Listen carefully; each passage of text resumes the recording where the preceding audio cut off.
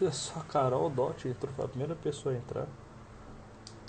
Boa noite, galera.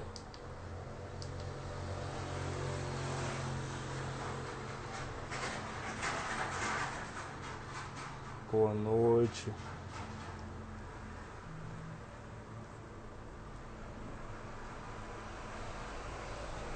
Pois é, galera. A gente vai fazer uma live muito massa, diferente dessa vez.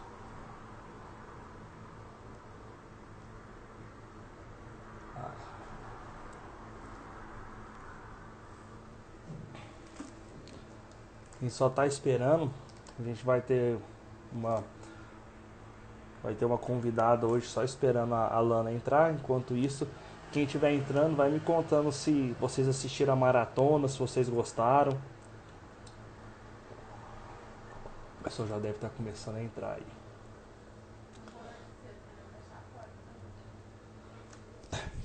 Tô de fone, amor. Tô falando alto? Tá, eu vou abaixar aqui, vou fechar a porta aqui. Tchau. Arruma o trem do Cisco. São João dele aí. Ai.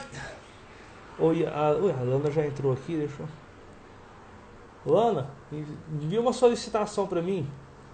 Quando você tem que sair e entrar, enviar uma solicitação, que não apareceu pra mim aqui ainda não.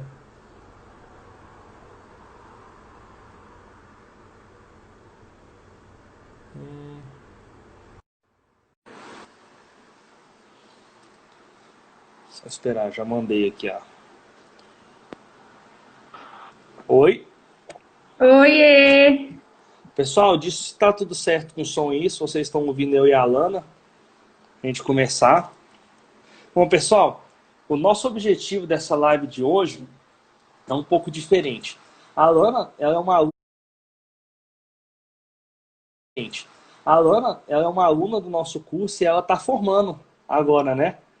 Tá aí Aham, todo mundo... Era pra estar, né? Era pra estar no nono período agora. Mas aí a quarentena atrapalhou tudo, né?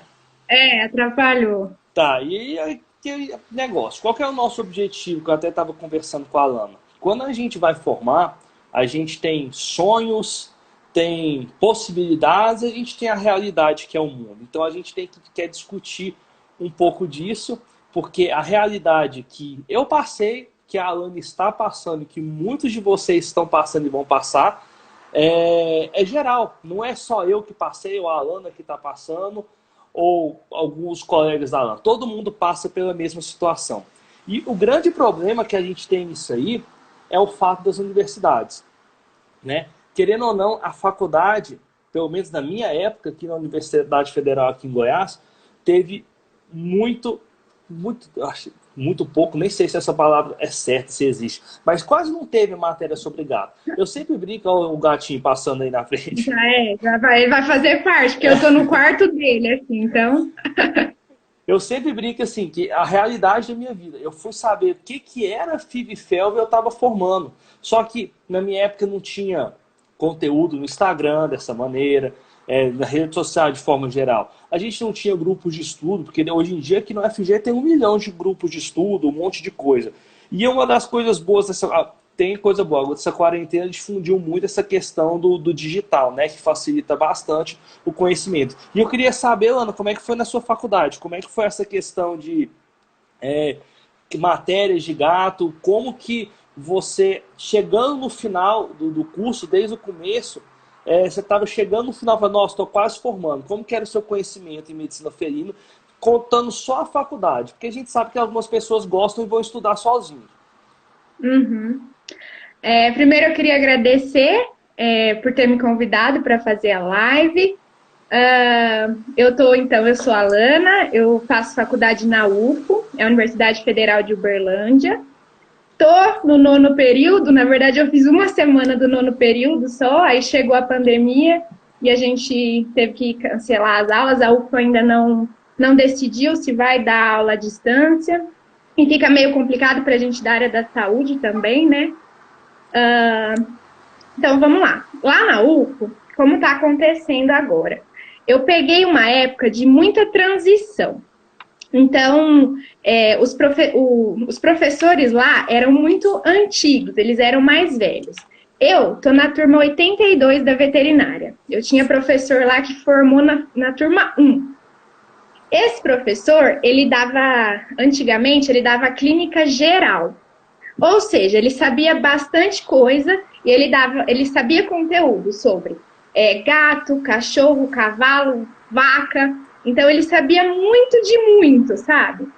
E na clínica 1, eu não aprendi, se eu falar que eu aprendi alguma coisa específica de gato, é mentira, eu não aprendi nada. Mas aí eu tive duas professoras que acho que foram as que salvaram, que estão lá, que são as mais novas que estão chegando agora, que é a Sofia e a Aline. E eu tive aula com elas de estêmio, clínica 1 e doenças virais. Então, ela explicou um pouco sobre ser cat-friendly na sêmio. Ela falou em clínica 1, ela é especialista, né? Eu acho que é isso que a gente precisa trazer para hoje. Falar sobre as especialidades, que é o que o pessoal mais velho acha que tem que entender de tudo. E eu acho que hoje não é mais assim que funciona, né? Então, elas que mostraram isso pra gente. Então, é esse pessoal que está chegando novo. Sobre o grupo de estudo, a gente criou o GFE-UFO agora, no começo do ano. Então, infelizmente, a gente não conseguiu, os meninos acho que estão aí assistindo. Um beijo pro Lucas e pro Vini. A gente criou agora e não conseguimos fazer nada ainda presencial. A gente conseguiu colocar umas lives aqui pelo Instagram, né? E eu também fui saber o que era FIV-FeLV com a minha orientadora, que é a Aline. Ela é super gateira, ela faz 10 anos que trabalha com coronavírus felino. E eu fui saber o que era FIV-FeLV no 6º período. Então, assim, cadê a medicina felina, né? É uma coisa que falta muito. Eu acho que a gente precisa trabalhar isso dentro da universidade. E a gente, como você mesmo falou, que quer mesmo entender o gato, e saber que o gato não é um cachorro pequeno, a gente tem que correr atrás por fora. E procurar esses professores que estão lá dentro e agarrar eles para trazer e sugar eles de tudo que eles sabem, né? E uma coisa que é interessante, que nem você falou, eu nunca tinha parado para pensar, o pessoal mais velho ainda tem aquela cabeça que tem que saber tudo de tudo, né? E aí precisa das pessoas novas, só que aí a gente tem um problema que universidades federais, tudo é concurso, a pessoa tem que ter doutorado, e a pessoa tem que prestar um concurso e entrar. Então tem que ter uma pessoa que mexe com gato, que tem doutorado e presta um concurso e passa. E às vezes quando não tem isso, não é simplesmente chamar uma pessoa para dar aula, né? Isso vai complicando bastante. Eu lembro que quando eu fiz clínica, que eu formei tem 6 anos, a clínica foi no 6º e 7º período da faculdade, então já 8 anos atrás, já se falavam, daqui 10 anos a gente vai ter mais gato do que cachorro, então vocês têm que aprender gato. E já tem 8 anos para cá, já tem quase 10, e mesmo assim as faculdades, todo ano que passa, todo aluno novo que entra, que eu converso, é sempre a mesma história. Luiz, eu não tinha gato na faculdade. Então a gente tem esse problema que tem a burocracia, porque tem que precisar de professor. Só que para ter um professor, o cara precisa fazer doutorado, gostar e querer prestar um concurso e passar. Né? E agora, Ana, uma coisa que assim, eu queria te perguntar, que eu nunca te perguntei isso. E nessa história toda, como que você me conheceu? Então, aí, na verdade, eu também tenho uma coisa para confessar. Eu não gostava de gato. Por quê? Aqui em casa, a minha família não tem gato. É só cachorro, cachorro, cachorro. Eu entrei na faculdade sendo cachorreira, até que apareceu o gatinho que tá aqui dormindo, apareceu na minha vida. E aí, eu comecei a prestar atenção e falar assim, gente, não é possível, isso aqui não parece com cachorro. Porque, tadinho, ele sofreu comigo. Porque no começo eu tratava igual cachorro, só tive cachorro. Então, fazia uma coisa errada, eu dava bronca. Aí ele pegava e vinha e me mordia, não abaixava o rabinho e saía, igual um cachorro fazia. Eu comecei a falar, não, tá certo, a gente tem alguma coisa que não é estudar o cachorro e o gato junto, não. E aí eu fui começando a me interessar por isso.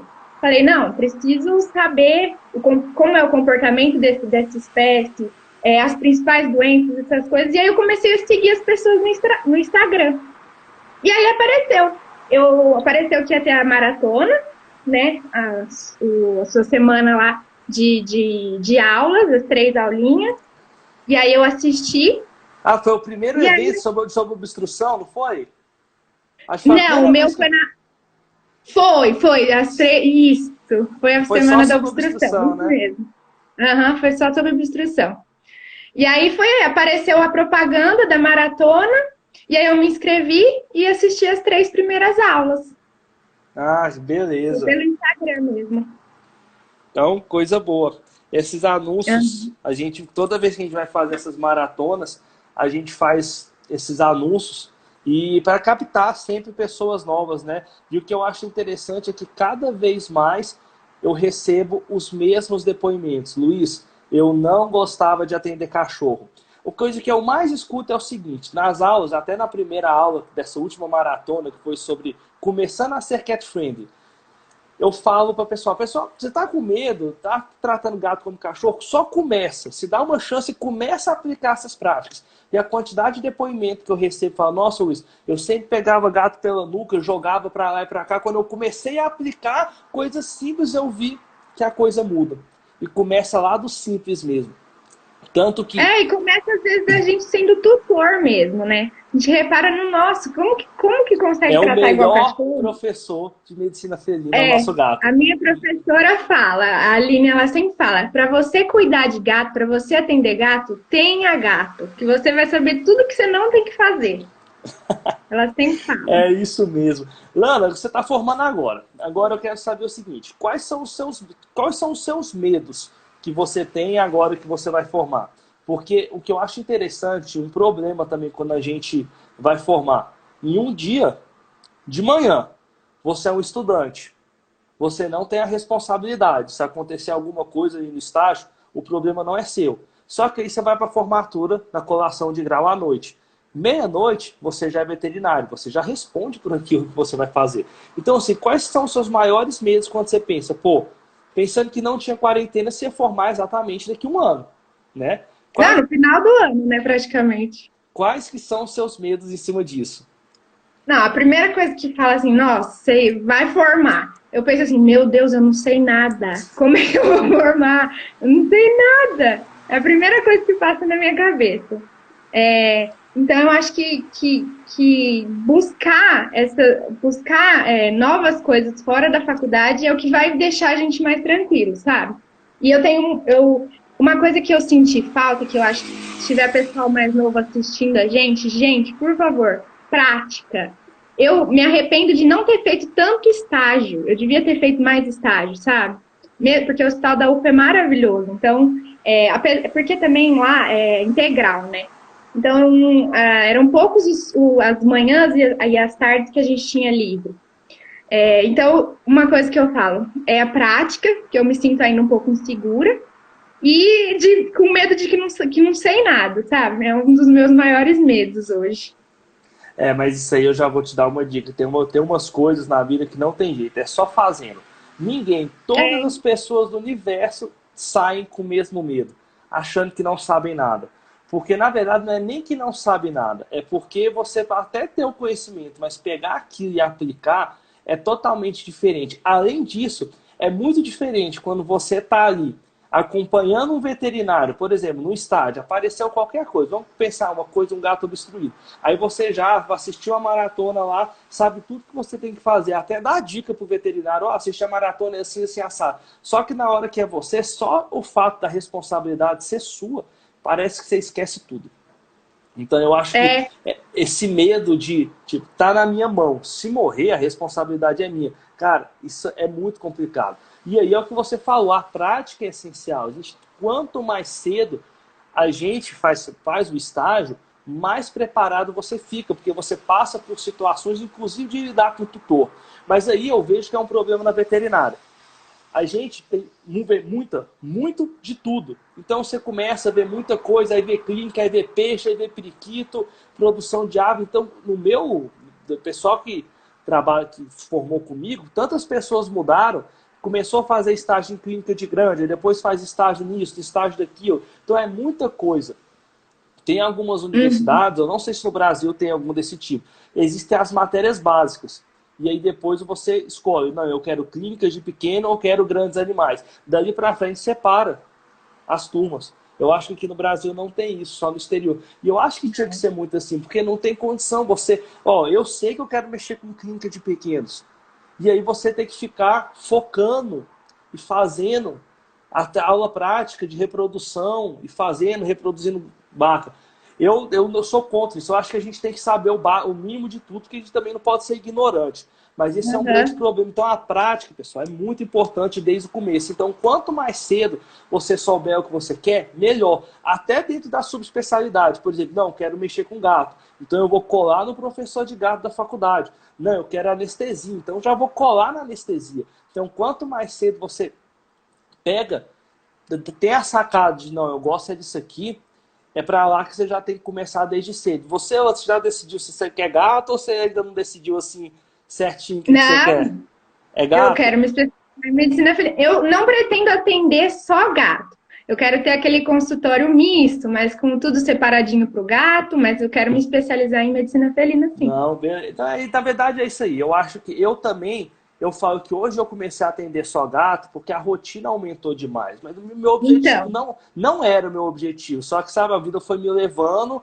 e foi crescendo demais. Então, não é uma opção, é necessidade. Mas se precisar, a gente vai que atende. acontece comigo. Porque não acontece, amigo, não se preocupa não, porque Então, quando você rala, faz tudo certinho, as coisas acontecem. Eu falo, não foi o meu objetivo, mas uma coisa que eu posso falar assim para quem está formando é que utilizar hoje a mídia social. Não tem jeito, porque eu cresci até no atendimento, que eu lotei minha agenda, porque eu comecei a fazer divulgação na internet. Porque quando você aprende a mexer direitinho, isso é uma sacada muito importante. Tem como você fazer, por exemplo, eu sou de Goiânia, tem anúncios que eu faço no Instagram que só aparecem para pessoas de Goiânia. Então tem como a gente fazer isso. Então, você vai fazendo anúncio e as pessoas vão sabendo que você está ali, que você mexe com aquilo. E acaba que isso aumenta a sua audiência. Outra coisa é que as pessoas não vão naquilo que elas não têm uma referência positiva. E o boca a boca, você, um tutor que conta para outro, que conta para outro, que conta para outro, demora muito. Demora muito para esse boca a boca. Mas se uma pessoa vê um anúncio seu, entra na sua página, aí vê relatos seus, casos clínicos, resultados, principalmente, porque eles querem resultado, aquilo já é o que a gente chama de prova. Ele já tem a prova que você tem o conhecimento. E aquilo é o suficiente. A internet dá uma escalabilidade gigantesca pra gente. Então eu acho que todo mundo que está começando não tem que ser expert, né? Mas eu acho que o mínimo até da mídia social para poder fazer essa escalabilidade é muito importante. Tá? e hoje o boca a boca também aperta a setinha ali, manda no direct, olha o que esse veterinário conseguiu Exato. fazer por esse gatinho. Então acho que hoje não tem outro meio melhor mesmo. Só que tem uma coisa também. Não faça coisa errada, porque do mesmo jeito que a internet ela te abre muita porta, basta um clique também para ele mandar compartilhar para todo mundo falar, olha só a merda que esse veterinário fez com o meu gato. Então Aí acabou. tem que tomar cuidado com isso também, tá? Lana, quando você se matriculou no meu curso, foi no final do ano passado, e do conhecimento que você tinha antes para o conhecimento que você tem agora em medicina felina, como que você fala que foi a sua transformação quando você fez esse curso? Tô na metade, né, do curso ainda. É porque eu demoro muito para estudar, então eu gosto de estudar assim. Eu leio um artigo, aí eu procuro alguma coisa no livro, e eu gosto muito de ver aula. Então eu decidi me matricular no curso, primeiramente por causa disso. Na verdade, foi assim, vou contar a história de verdade. Eu fiz a maratona, e aí, enquanto eu estava fazendo a maratona, abriu inscrição para um congresso, que seria agora, não vou falar o nome do congresso, porque não encaixar, mas... E aí eu fiquei em dúvida, nossa, e agora? Será que eu participo do programa de medicina felina online ou será que eu me inscrevo para o congresso? Conversei com a minha professora. Ela falou assim, olha, tem gente que gosta de aprender tudo de uma vez. Então, vai no congresso, faz um final de semana e você vai ver um monte de palestra. Eu não gosto, como eu acabei de falar, eu gosto de ver tudo assim, um pouquinho lendo, um pouquinho vendo aula. Então, eu teria 6 meses para fazer o curso, né? Para mim, é o que mais funciona. Então, eu decidi fazer a fazer o programa de medicina felina online por causa disso. Hoje, o que eu mais aprendi é o que eu não devo fazer com o gato. Tudo que eu não posso fazer com o gato. Então, essa parte de ser cat-friendly, de não deixar o bicho estressado, eu acho que já é uns 50% do que a gente deve fazer com o gato, sabe? E aí a parte de diagnóstico, de tratamento das doenças, eu estou aprendendo agora, estou pincelando, e é tudo bem bonitinho lá no curso. Uma coisa que eu também estou estudando para residência, né? E uma coisa que eu adorei é a parte da divisão das especialidades lá do programa. Então, oftalmologia foi uma aula perfeita que tem lá no curso. E eu nunca vi oftalmologia na faculdade. Então, assim, não foi só para o gato, eu consegui encaixar várias coisas para o cachorro também. Eu não sabia que não podia usar corticoide para úlcera. Eu nunca ouvi falar isso. Então, ele falou. A parte de infecciosas eu gosto muito, de complexo respiratório. A gata infecciosa tá coladinha, né? Não tem como. Não, eu adoro, né? Minha professora também, minha orientadora, o meu TCC é com vacinação, então eu adoro. E eu vi, uma semana eu vi as 2 aulas de complexo respiratório, que tem lá no programa.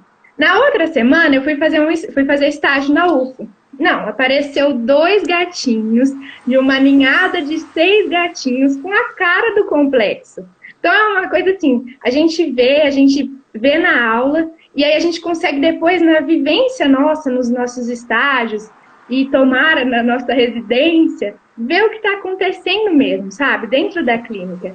Então eu acho que isso está me fazendo crescer muito. Vendo o programa, assistindo todas as palestras, as lives.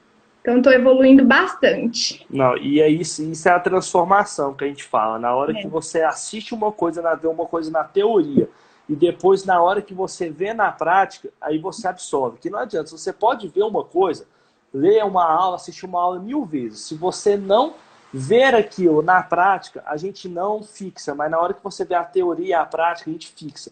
E uma coisa que você falou que, cara, é muito, muito, muito interessante. Que é assistir às aulas devagarzinho, né? Aqui, uma das coisas que eu pensei na hora de fazer o curso, eu pensei, gente, a gente vai fazer presencial online. E eu sou uma das pessoas assim, quando vamos supor, teve um curso de emergência, daqui de um final de semana, que vomita conteúdo. Eu sou uma pessoa que não consegue focar muito tempo. Eu começo a assistir, aí daqui a pouco eu estou no celular, daqui a pouco a gente dá aquelas pescadas, porque é muita informação de uma vez que a gente pega num curso de final de semana. E já tinha alguns colegas que já tinham entrado nessa sacada de fazer online.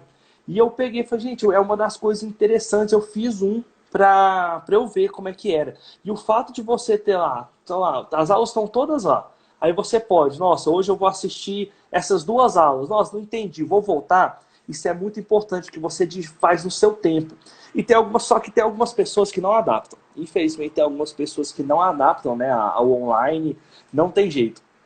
Mas aí, não tem problema. A aula de FELV, por exemplo, eu assisti as 3 aulas que você colocou. Então, foi a aula que foi do ano passado, foi a aula do guideline desse ano e a atualização que você mudou uma coisinha só. Então, eu assisti 3 vezes a mesma aula. Assim, teve atualização, lógico. Então, eu acho que isso é muito importante.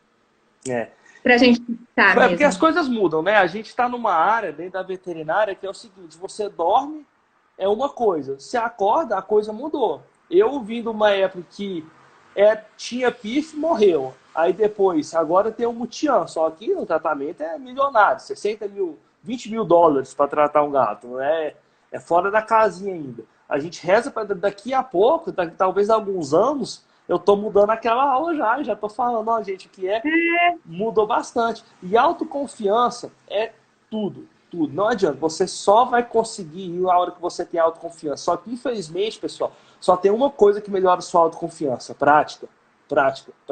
Porque não basta você ter o conhecimento, você saber o que vai fazer. Ainda tem uma coisa aí no meio que chama o tutor e dinheiro.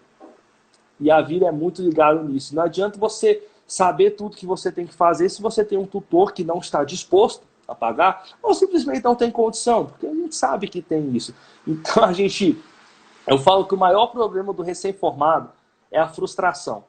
Porque é muito frustrante quando você pega um paciente que às vezes tem chance de recuperar e daí não recupera porque o tutor não está disposto a pagar uma cirurgia, porque ele não tem condição e você não tem como fazer aquilo de graça para ele. Ou então quando você pega um paciente com febre que já está avançado, você fala assim, não tem mais o que eu fazer aqui. Então é muito frustrante. Então a gente tem que estar preparado para essas situações. Porque senão, veterinário desenvolve burnout mesmo.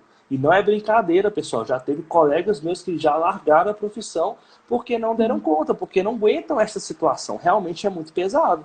Porque a gente está naquela vida pesada do recém-formado. Que o recém-formado, quando ele vai para a clínica, é plantão, pessoal. Diretão na vida de recém-formado. Cansado, sem dormir. O telefone não para de tocar com o proprietário, que cansa a gente. Frustração. Frustrado. Frustra porque, às vezes, querendo ou não, pessoal, no começo, a condição financeira é ruim. A gente recebe pouco no começo do plantão. Isso é... Poucas profissões hoje eu acho que você já sai ganhando bem, como médico, por exemplo. O médico sai, vai dar plantão no postinho e ganha uma fortuna. Tá? A Karina falou, a pressão em cima do veterinário. Então é muita coisa. Então muita gente realmente larga nesse começo. Só que tem outras opções. A Lana mesmo falou que ela está estudando para residência. A residência tem grandes vantagens. Primeiro, pessoal, eu gosto de falar disso porque eu sempre falo que eu prestei residência na minha época, eu não passei. Eu passei na primeira fase, mas teve a fase do currículo, né? E como eu fiz estágio a vida inteira, eu nunca fiz um trabalho, nem nada, eu não tinha nome, não tinha currículo. Então eu não passei na segunda fase. E na época eu fiquei bem chateado com isso, mas acabou que a vida me trouxe onde eu estou hoje. Mas qual que é a grande vantagem da residência? Primeiro, hoje a bolsa da residência é muito boa. Se eu não me engano, está 3 mil e pouco. Eu nem lembro quando foi a primeira vez, quanto tempo eu demorei para ganhar R$ 3.500. Então isso é muito bom, porque você já começa com o estilo e você tem outra coisa. Você pode se preparar. Você sabe que pelos próximos 2 anos, você vai ganhar R$ 3.500 mais ou menos por mês. Isso é muito bom, porque como você tem um contrato ali, então você sabe, tem como você planejar a sua vida. Segundo conhecimento, cara, não tem condição. Uma pessoa que faz residência dentro da universidade é incomparável o conhecimento que um cara desse sai. Qual é a desvantagem? O ritmo da residência, em qualquer lugar que seja, é muito pesado. Tem que estar preparado, é plantão, é atendimento. Normalmente as universidades são mais afastadas, e aí você sai 8 horas da noite, 1 hora para chegar em casa. É um plantão, final de semana, noturno, então é uma rotina difícil. E a segunda desvantagem da residência que eu acho. Se você não faz contato, pessoal, todas as pessoas que estão aqui assistindo, que querem fazer residência, presta atenção nisso que eu vou falando. Não fiquem somente bitolados dentro da universidade. Você não pode dar plantão. Vocês vão ter um contrato que vocês não podem, é dedicação exclusiva. Mas conheçam outras pessoas. Por que acontece? A Alana fez 2 anos de residência. Saiu com puta conhecimento. E eu acabei de formar. E tem uma clínica A que está precisando de 2 plantonistas. Ele vai chamar nós 2 para trabalhar. Eu vou trabalhar junto com a Alana, dando plantão, e a gente vai ganhar a mesma coisa. Eu acabei de formar, eu já fiz 2 anos de residência. É lógico que a gente é comissionado, a Alana vai atender mais paciente, vai fazer cirurgias que eu não sei fazer, tá bom? Então isso vai aumentar a condição dela. Mas em geral, é mais ou menos a mesma coisa. Se ela ganha R$ 50 por plantão, por exemplo, R$ 100 por plantão, eu vou ganhar 50, R$ 100 por plantão também. E isso às vezes pega um pouco as pessoas. Porque não adianta, é aquele negócio de conhecer. Você acabou de formar, você foi para uma clínica, o cara do dono da clínica está te conhecendo. Você fez 2 anos de residência, mas o cara não te conhece. Ele vai te colocar no plantão do mesmo jeito. Então, essa que é a grande questão, porque a gente fica muito preso aí na universidade. E acaba que a gente fica escondido. E aí as pessoas não conhecem a gente. E aí, outra coisa que você falou também. Mídia social. Enquanto a gente está lá na residência, posta coisinha na mídia para chamar a atenção de tutor. Certeza. E a senhora que já saiu, pessoal, ou você vai para a clínica, ou já vai a domicílio. Muito grande, entre o tutor ir na clínica e atender com você, ou o tutor ir atender com você na clínica. Se ele está na clínica e atende, vai na clínica e atende com você, qualquer pessoa que está ali, ele atenderia ele. Ele não quer você, ele quer na clínica. Mas se você faz o marketing para o tutor, ele fala, não, eu quero consultar com a Alana. A Alana está aqui, ou está ali, ou está acolá, ele vai atrás da Alana. Então é importante a gente fazer o marketing para o cliente final. E se você tem aí 2 anos, desde que você entra na faculdade, para começar a fazer isso. Ah, Luiz, gravar vídeo é difícil, eu tenho vergonha. Vai devagar. Você vai, posta foto, posta caso clínico, vai postando coisinha de leve, porque as pessoas vão... Qualquer coisa que as pessoas saberem que você está tendo conhecimento. Por exemplo, faz uma postagem explicando a importância de vacinação de pouquinho em pouquinho. Vocês acham que eu, desde o começo eu postava 1, 2 vídeos todo dia igual eu faço hoje? Não, doido. É difícil, eu demorei para começar a ter coragem de aprender, de ter vídeo. Agora, se você tem coragem de fazer vídeo, faça vídeo. Porque o vídeo, ele dá mais engajamento, dá mais autoridade do que você postar uma foto. Você postar uma foto com carinha pegando uma vacina, com um texto explicando como é uma vacinação, é totalmente diferente você da pessoa ver um vídeo seu explicando sobre a vacinação. Isso dá muito mais confiança, isso passa muito mais autoridade para o tutor. Isso é muito importante. Agora, Lana, eu quero te fazer uma pergunta séria. Você está quase formando. Você se sente preparada? Não. Acho que ninguém se sente preparado. Não. Igual eu falei, o meu maior medo é, igual você mesmo falou, pegar de manhã, tá tendo uma aula e à noite tá formando e tirando o CRMV. Não. Tenho muito medo. Eu sou bem segura com isso ainda.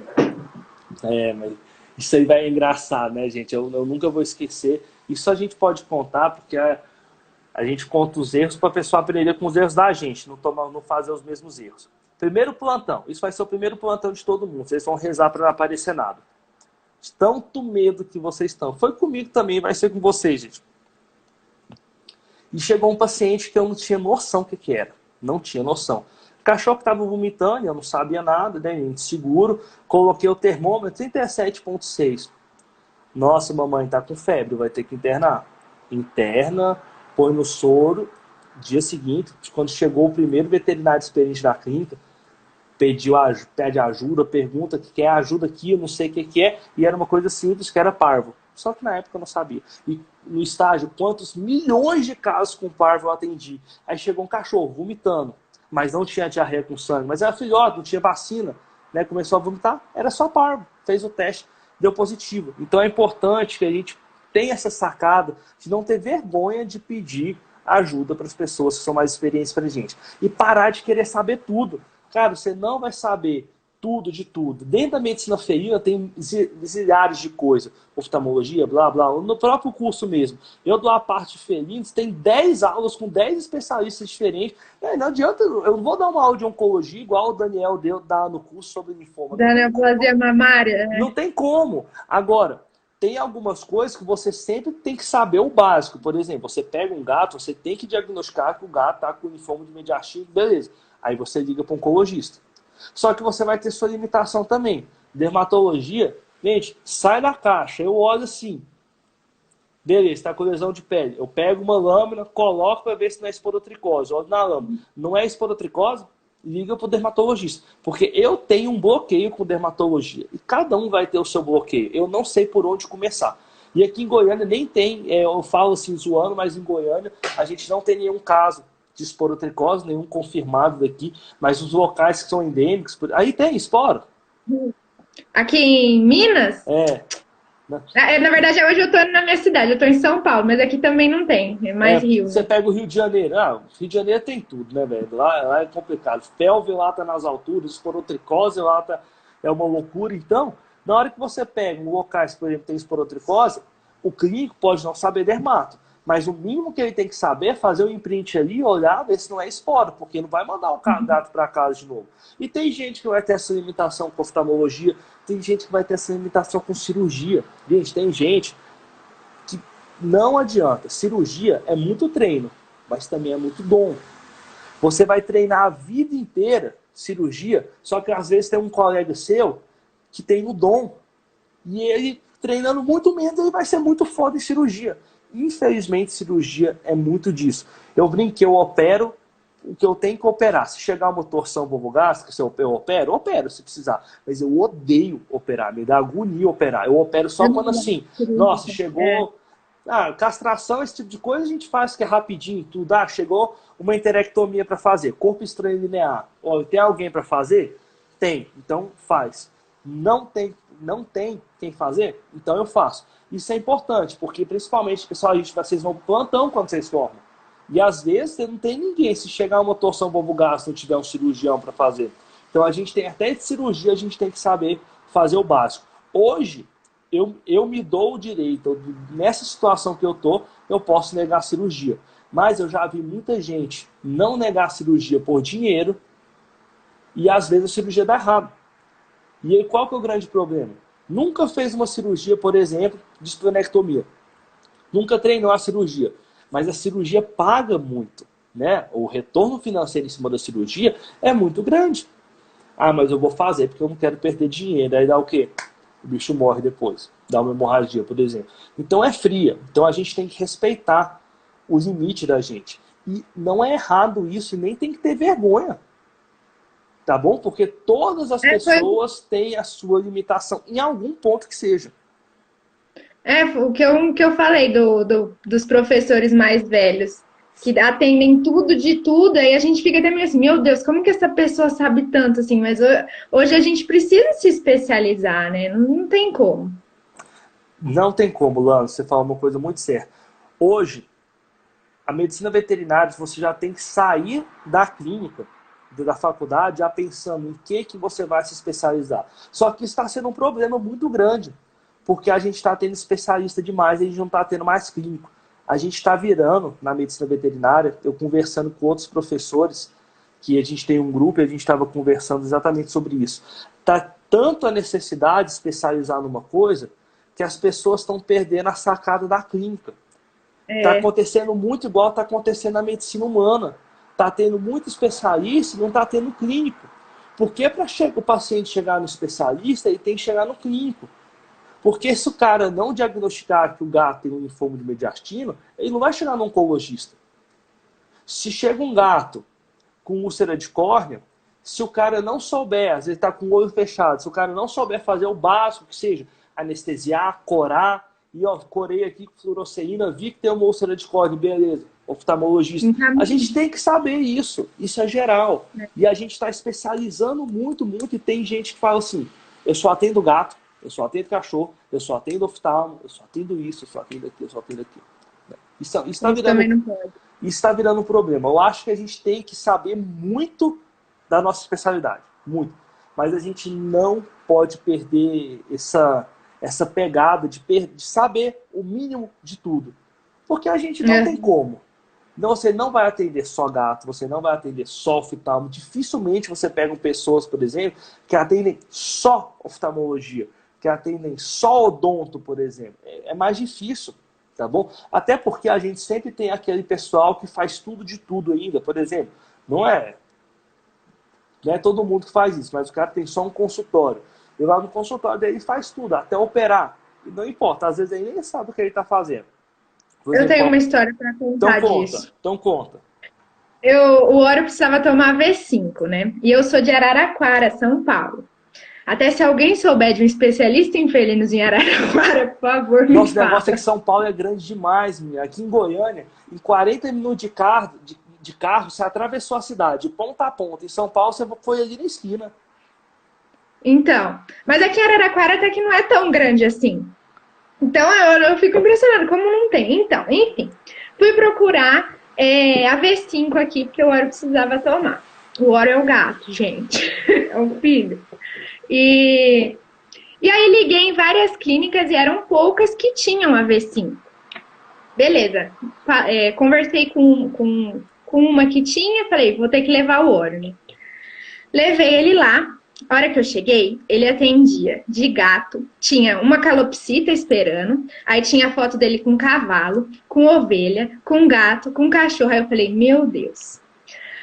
Aí o que eu já fiquei triste, pegou o gato, tirou da coisa mãozona, tirou o gato pela nuca, pôs o gato na caixa, na mesa gelada. Então, assim, sabe, às vezes saber muito de tudo, trata o gato como um cavalo, trata o gato como uma vaca. Então, não é bom isso, gente. Aí eu fiquei muito chateada como tutora. Aí foi uma coisa que eu pensei, gente, ser tutor também é difícil. Porque, olha, e eu precisava dar vacina para ele, sabe? Porque o protocolo de filhote dele foi errado, então a gente precisou fazer 2 doses da V5 e já ia passar muito do tempo, porque a primeira eu consegui fazer lá em Uberlândia. E aí a outra eu estava aqui com ele. Então eu fiquei muito triste. E aí eu fiquei super desesperado, tentando achar, postei no Facebook tentando achar um especialista aqui, não consegui. E assim, o que eu falo, mesmo os veterinários mais velhos que estão assistindo a gente, faz o curso, tenta entender um pouco o gatinho, tenta não deixar ele estressado, que é igual o Dr. Luiz fala na aula de Pet Friendly, que é o mais importante, eu acho que é 50% do atendimento, né, Dr. Luiz? O negócio de não deixar estressado é porque a partir dali fica tudo mais difícil. Vou dar um exemplo. A Lana, agora, hoje em dia, ela sabe explicar isso tão bem como eu. Se você está com o cliente na sala, você pega ele na caixa, pega ele na nuca, puxa ele, coloca na mesa gelada, aquele já foi um puto estresse. A probabilidade daí para frente, na hora que você for segurar ele para vacinar e te bater, te atacar, é grande. Mas não é porque ele é agressivo, é porque ele está com medo de você. Gente, o gato é esse aqui. Você é esse aqui. Você é gigante. Quem que você acha que tem que estar com medo? É você que tem que estar com medo do gato ou o gato que é desse tamanhozinho que tem que estar com medo de você que é gigante para ele? Então ele está com muito medo. Aí você, esse cara que é gigante, que ele não conhece, cheira estranho, pega na nuca dele, que dói pra caramba, joga na mesa a pé. Ele vai falar, eu vou morrer. Então eu tenho que me defender. Ele vai rosnar para você, riscar fósforo, né? E aí você vai falar, opa, ele vai me atacar. Mas na verdade, esse som ele só tá falando para você assim, estou com medo de você. Com medo. Se você E o meu filho, se você ele tá continuar, eu vou dentro te atacar. o Ora, ele tá dentro dos 95% dos medrosos. Então eu sei mais do que qualquer outro gato, eu sei como ele tava com medo naquela hora, sabe? Como o veterinário era mais velho, ele tava tentando me ensinar como que eu deveria fazer. E eu falava assim, meu Deus, eu não aprendi nada disso. E eu fiquei tão chateada. Então, uma coisa que eu também não quero quando eu for atender gatos, é passar isso pro tutor, sabe? Porque é muito triste, ainda mais tutor de gato, né?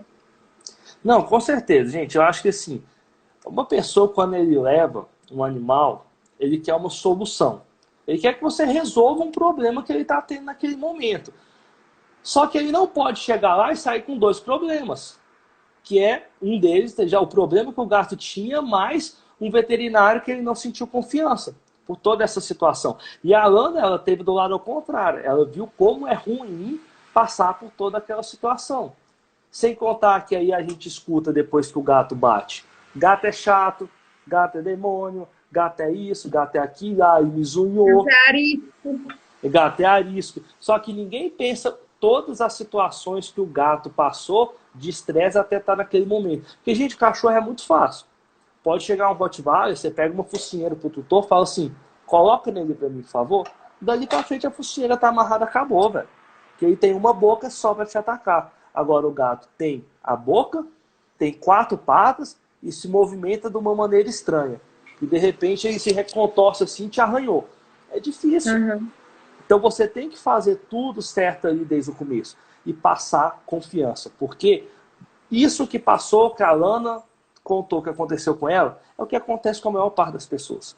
E aí o dia que essa pessoa que tá puta porque o veterinário fez tudo isso com o gato dela, chega um veterinário que fala assim pra ela, abre a caixa pra mim, por favor. Vamos conversando enquanto vai só vacinar? Abre a caixa, tem teste de febre, dá aqui, deixa eu ver. Aí de repente o gato sai da caixa, começa a explorar o ambiente, você conversando com o tutor, de repente o gato sobe na mesa, sobe no seu colo, ele fala, meu Deus, é mágico. Você não fez nada, só deu tempo para o gato explorar o ambiente, ver aquilo, sobe no colo do tutor, que é onde ele se sente seguro, de repente, às vezes, ele está dentro do seu colo. São todos os gatos assim? Não, alguns nem saem da caixa. Só que são gatos e gatos e gatos. Vão ter N milhões de situações. Na aula, na primeira aula dessa maratona, eu falei, pessoal, tem 3 tipos de gatos. Os que são bravos demais. Pessoal, os gatos bravos demais, você pode fazer tudo certo com eles, que eles vão continuar sendo agressivos. Você vai ter que usar muita toalha, mais de uma pessoa bem preparada, senão vocês vão se machucar. E muitas vezes tem que fazer contenção química mesmo, porque senão ele vai machucar você, seu enfermeiro, estagiário. Isso é uma exceção. A outra exceção é o gato manso demais. Você faz tudo de errado com ele e ele vai chegar ainda brincando com você. Você vai pegar ele pela nuca, jogar ele na parede e depois que você terminar ele vai começar a ronronar e vai brincar com você. Também é exceção.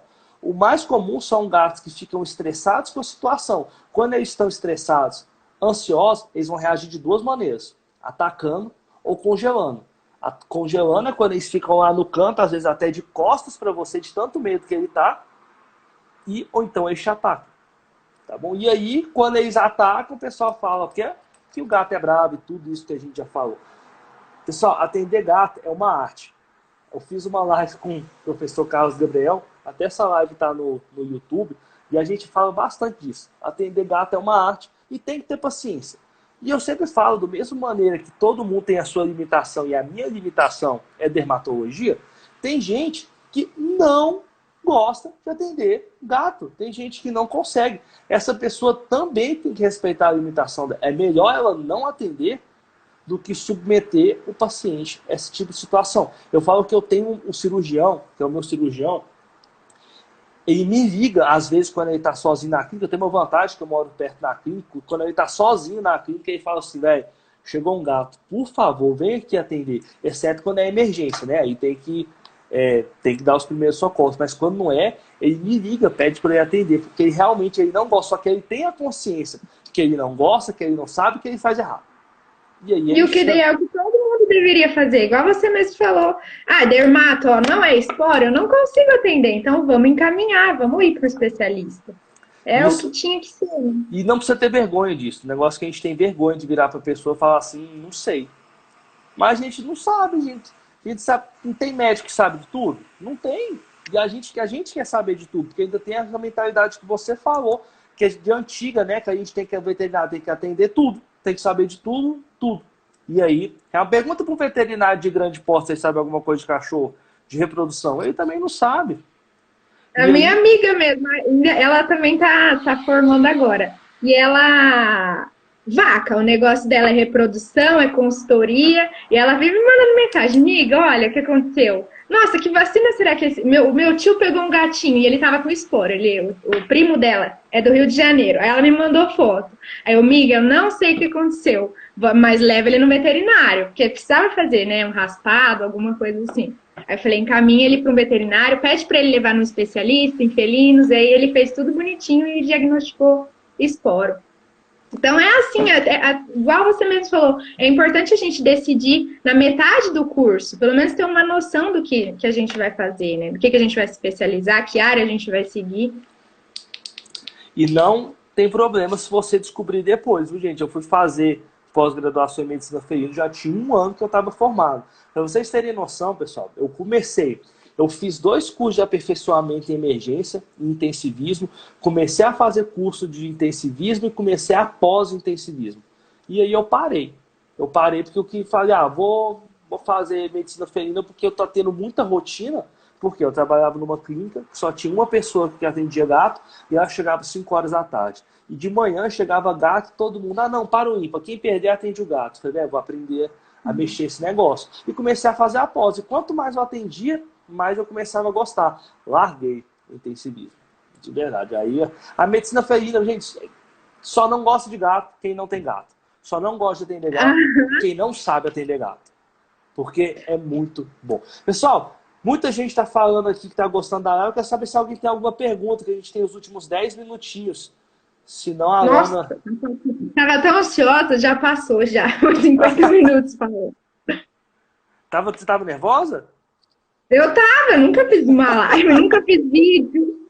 Eu posto coisinhas no meu Instagram, mas só foto. Quem sabe agora eu consigo postar uns vídeos. Não, pode postar vídeo. Se ninguém tiver dúvida, Lana, você quer finalizar? Quero que você finalize então agora, já que é o seu primeiro vídeo, vou deixar você finalizar a nossa live. Então, eu vou finalizar fazendo a propaganda, que essa semana eu sei que está tendo inscrição para o curso do programa de Medicina Felina Online. Gente, não só para o programa do Dr. Luiz, mas vão atrás de curso, já começa a se identificar com alguma coisa na faculdade, comece atrás das coisas que vocês gostam. O curso do Dr. Luiz está me ajudando não só na medicina felina, como eu falei, mas a estudar para residência, que eu pretendia prestar agora no fim do ano, acho que vai ser só para o próximo. Só ano que vem. Lá, e não tem só medicina felina, tem a parte das especialidades, tudo voltado para o gato, mas como a gente não tem tudo na faculdade, como oftalmo, a dermato também eu não tive muito, no curso do Dr. Luiz tem. Então, vão lá, façam a inscrição, eu acho que vocês vão adorar. Muito obrigada, e eu também adorei. Eu ia deixar para fazer a propagandinha só no final, já que você falou. Só hoje, pessoal, até meia-noite está com R$300 de desconto. Então é só hoje, depois de meia-noite acabou. Lana, obrigado Muito obrigada, eu adorei. Lembrando que, para quem não sabe, a Lana eu fiz um concurso com os alunos da turma uma vez. A Lana ganhou R$500 em livro. Comprei 5 livros aqui. Organizando.